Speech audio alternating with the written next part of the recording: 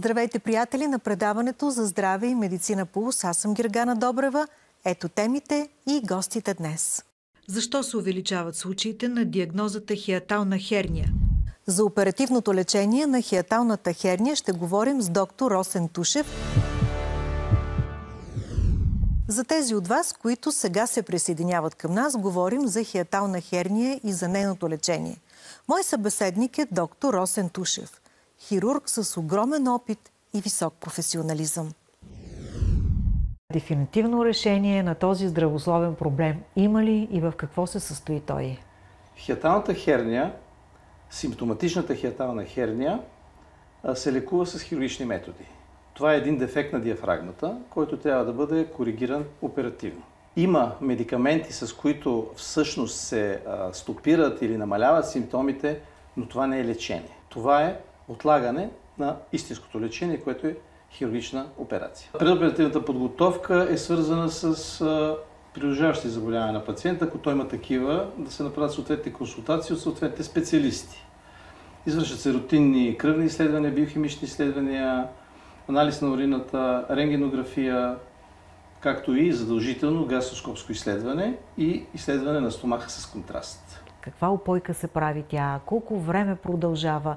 Това са все онези неща, които един пациент много живо се интересува преди да отиде и да легне на масата за операция. Да. Операцията се извършва под обща анестезия. Всички лапароскопски операции се извършват под обща анестезия, а тази операция се извършва чрез лапароскопски метод.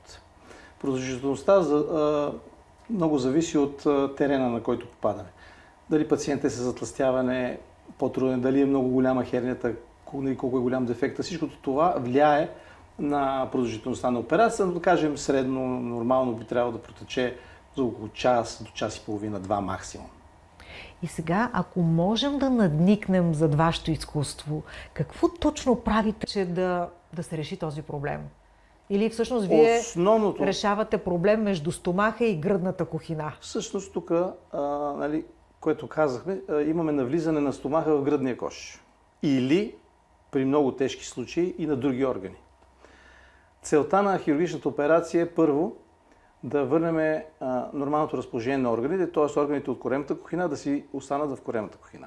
След което да зашиеме крачета на диафрагмата, да намалим отвора, хиатуса, през който това се е случило, да излезат. И на трето място да обвием един маншон. Правим един маншон от дъното на стомаха, го усукваме около хранопровода, създаваме по този начин клапен механизъм, за да не може да се връщат хранителни материи към хранопровода и да го изгарят. И когато човек се подлага на такава интервенция, той се пита много дълъг период ли ще трябва да се възстановявам. Колко време продължава това? Как се чувствам веднага след операцията? Поради липса на травма на коремната стена, пациентите нямат болка. Възстановяват изключително бързо и реално те няколко часа от операция са в право положение и могат да се разхождат. А какви са им усещанията? Имат ли някакъв дискомфорт?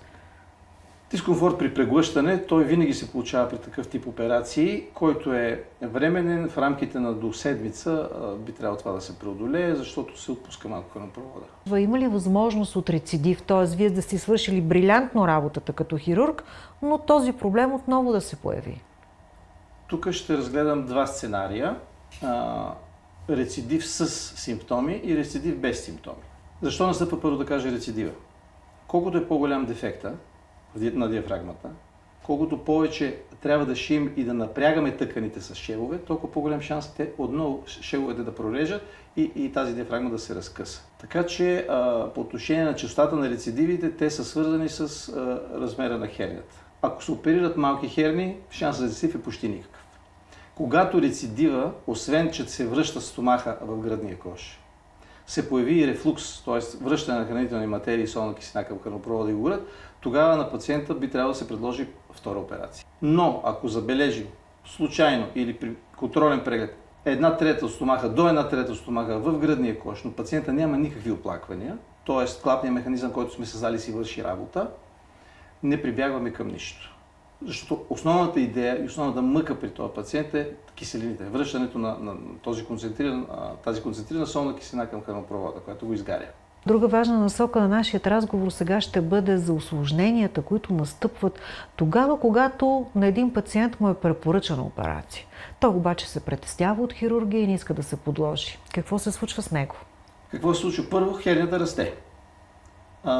От 3-4 см и набелязано влизане на, да кажем, на част от стомаха в гръдния кош, стигаме до състояние, в което целият стомах влиза в гръдния кош. Но най-вече трябва да говорим и тук за проблема с така наречения гастроезофагален рефлукс, т.е. връщането на хранителни материи, солна киселина към кръвопровода. Защото концентрираната солна киселина поддържа много ниско pH в стомаха, което е нужно за нашето храносмилане, а същевременно в хранопровода средата е алкална.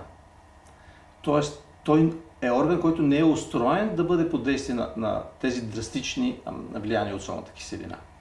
Какво се случва? Изгаря се лигавицата, появяват се ерозии. От тези ерозии започва едно кървене, което е незабележимо за пациента, но се губи кръв, желязо и пациента ти пристига с една желязодефицитна анемия. Някой път тези ерозии са много големи и е възможно да се появи кървене с повръщане на кръв. Друго усложнение в хранопровода, това е пептичната язва на хранопровода, при която кървенето е доста сериозно, дори живото застрашаващо. Минаваме към още по-тежко усложнение, това е стенозата на хранопровода, вследствие на хроничното възпаление и вече нещо, което не трябва да се допуска, така наречения баретов хранопровод. Тук е налице метаплазия, т.е. лигавицата на хранопровода вече не е такава, която е типична, а се превръща в лигавица на тънко черво. Когато една лигавица от един вид преминава в друг вид, това се нарича метаплазия в медицината и това е абсолютно облигатна преканцероза. Ако има достатъчно живот пред този пациент, имайки баретов хранопровод, той ще развие рак на хранопровода неминуемо.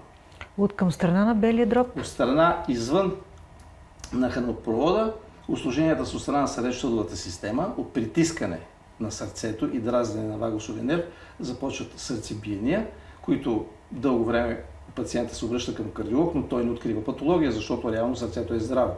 И другото е при това връщане на хранителни материи. Част от хранителните материи попадат през ларингса в дихателните пътища, развиват се пневмонии, хронични пневмонии, трудни за лечение, така наречените пулмопатии, които също са доста сериозен проблем. И на финала на нашата среща, доктор Тушев, какви са вашите препоръки? Ако пациента му е направена качествена операция, няма рецидив, той е излекуван и може да живее абсолютно нормален, да води абсолютно нормален начин на живот, може да се натоварва физически колкото пожелае, може да се храни с каквото иска и каквото му понася. Сърдечно ви благодаря за тази среща. Аз също благодаря. Толкова за днес. Бъдете здрави и до нови срещи!